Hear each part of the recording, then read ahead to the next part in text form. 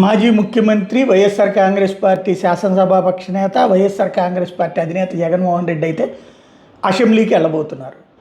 రేపు బడ్జెట్ సమావేశాల సందర్భంగా ఆ సమావేశాల గవర్నర్ ప్రసంగం సందర్భంలో ఎమ్మెల్యేలతో కలిసి ఆయన పాల్గొంటారు. 10 మంది ఎమ్మెల్యేలతో కలిపి ఆయన 11 పాల్గొంటారు.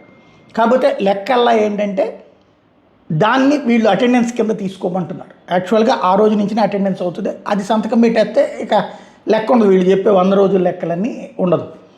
సరే, అయితే మిగతా సభకు కూడా అటెండ్ కావాలి. ఇప్పుడు స్పీకర్ కొత్త రూల్ పెట్టారు కదా, డిజిటల్ అటెండెన్స్ లోపల కూర్చుంటేనని.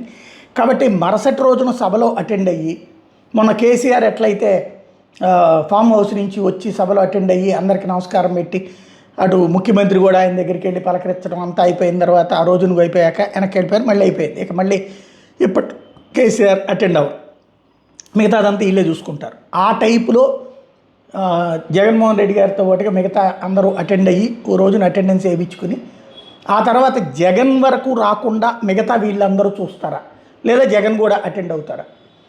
రేపు అటెండ్ అయ్యి ఎల్లుండి సభకి అటెండ్ అయ్యేటట్టయితే ఓ సరైనటువంటి బలమైన పాయింట్ ప్రిపేర్ అవ్వాలి.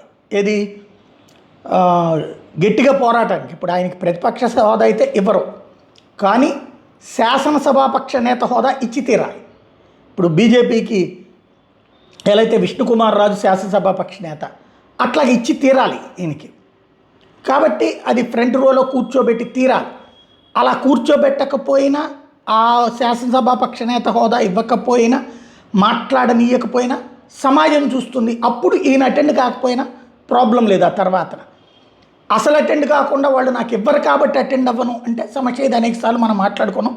ఖచ్చితంగా నువ్వు అవమానాల పడాలని జనం కూడా కోరుకుంటారు.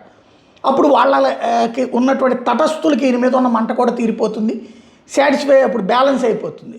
చంద్రబాబు నాయుడు గారిని అవమానించారన్నటువంటి పాయింట్, దానికి సంబంధించినటువంటి స్పష్టత వస్తుంది.